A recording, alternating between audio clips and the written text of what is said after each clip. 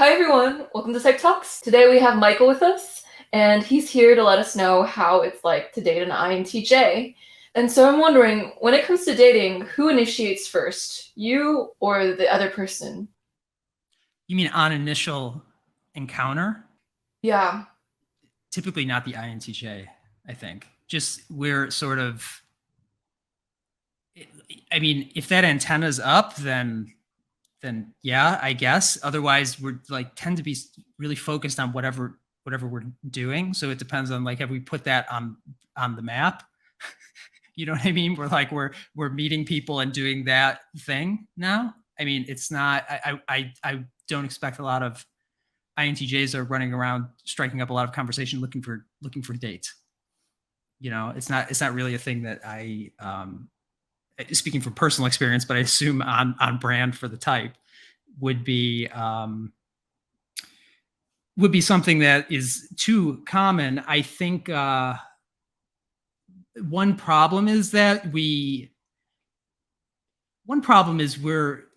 told that we're difficult to read, which is a frustrating one because I personally feel like I'm an open book, and I think a lot of INTJs feel about that. I mean, if you ask us something, we'll generally give you a straightforward answer on it, but I think on our face, it's typically have a neutral to aggressive kind of look or demeanor, and that's just the kind of I think it's like extroverted thinking face, you know. So there's not a lot of feeling being projected. At the same time, we also tend to find it very difficult to read others. So there's, you know, in a conversation where you just meet somebody, and this could be romantically or just in, you know, striking up a friendship with somebody, it's difficult to either take a hint or get a read on somebody, unless, like, I mean, we definitely prefer everyone to be straightforward.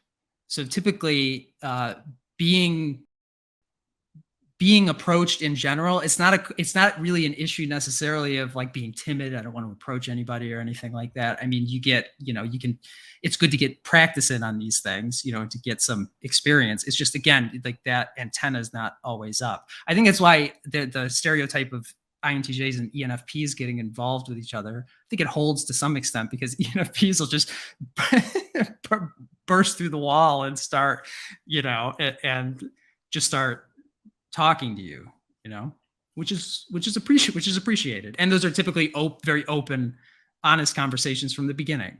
You know, we tend to go pretty deep pretty quickly, not necessarily in an intense way, but just like, let's just cut through the, you know, top level of conversation as quickly as possible. But in terms of making an approach, it's something, I mean, we have to go out of our way to do that. And if we do, we're probably very interested. It's not something that we casually do, you know? Yeah.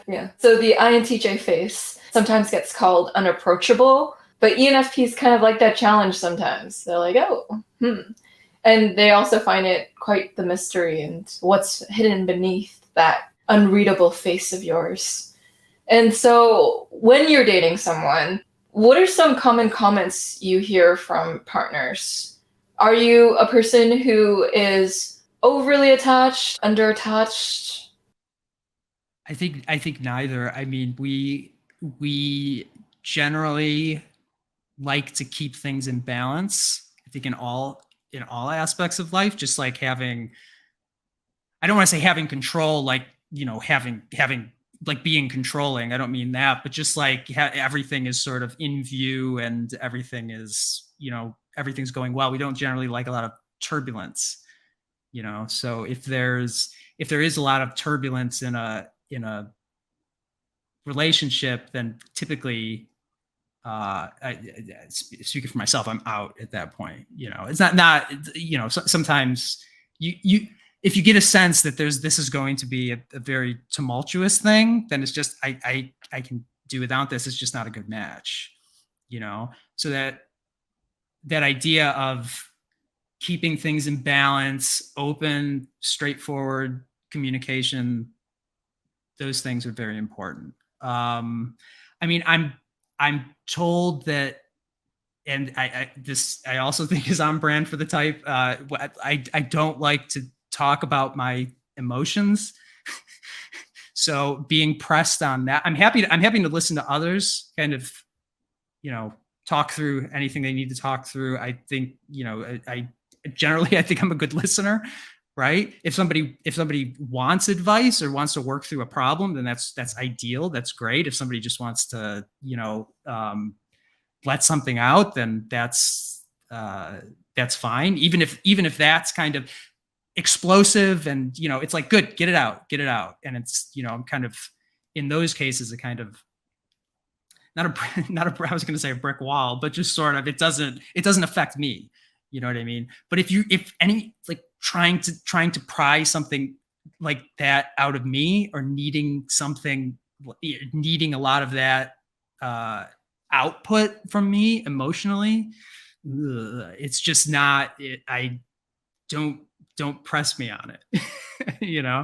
I think a trick for this, possibly, and this might be a tip for INTJs or anybody who's involved with an INTJ, is to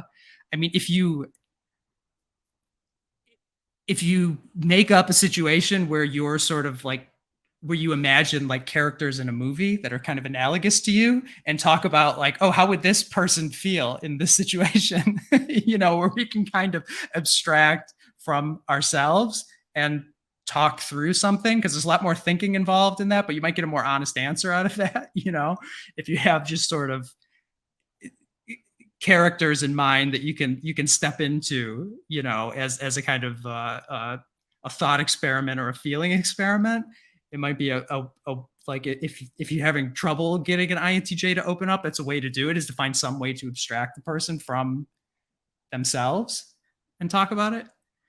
But that's one thing. So that's why I think with being involved with extroverted feeling types, I think they can be good relationships. But there has to be an understanding of like how different it is, like a deep understanding of the person and how they see the world, process things, and just go through the world. It's good to know about how to deal with an INTJ when you want to help them process through their emotions. Imagining a scenario and then having to work through it in a level removed way helps. And so thank you, Michael, for giving us a look into how it's like to date you. And another trait of dating INTJs is they have their signature INTJ poses sometimes. It's the Michael pose, as you know. If you know it, you know it. It's almost the deep. Is it this? It's this. Yeah. Just looking like I have a headache and rubbing my temples. Yeah. Of course, not everyone, but when the INTJ has it, they have it. And thanks everyone for watching. I'll see you all in the next episode. Take care. How do INTJs flirt? Let's see what the Quora community has to say about this. That's one thing I could have mentioned, is like, it's just not going to happen. We just don't know how to come on to people. Like, you know what I'm saying?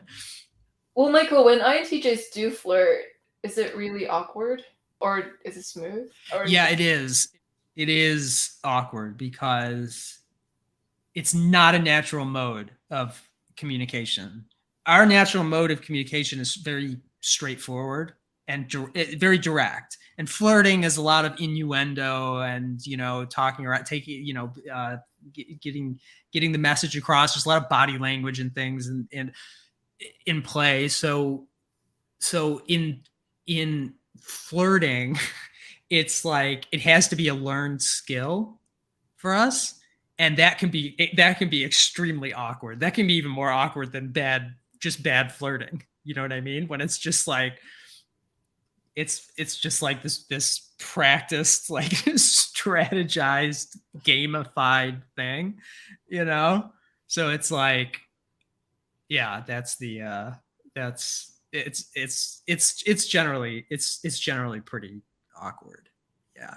That's why it usually takes a while for things to get off the ground with us, relationship wise. Yeah.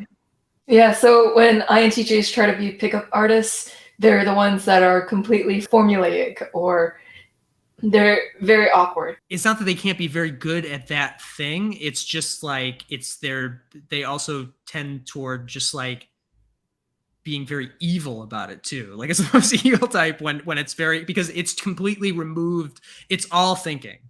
It's all thinking and sensation. Thinking in service of sensation. So it's like your what's the opposite of looping? What's your like extroverted kind of loop? Spinning? Spiraling? I don't know. What is it? Is there a word? I guess so. Yeah. Like it's doing that thing. So that's never good. And they usually end up like falling apart completely, going to pieces over that kind of thing. Like it just like, because on the inside you're just rotting, but you're all out here. So eventually when you land back in here, you're just a void. That's my advice to INTJs, is not to do that. I don't care how lonely you are. It's just terrible. It's not going to end well for you. It never does.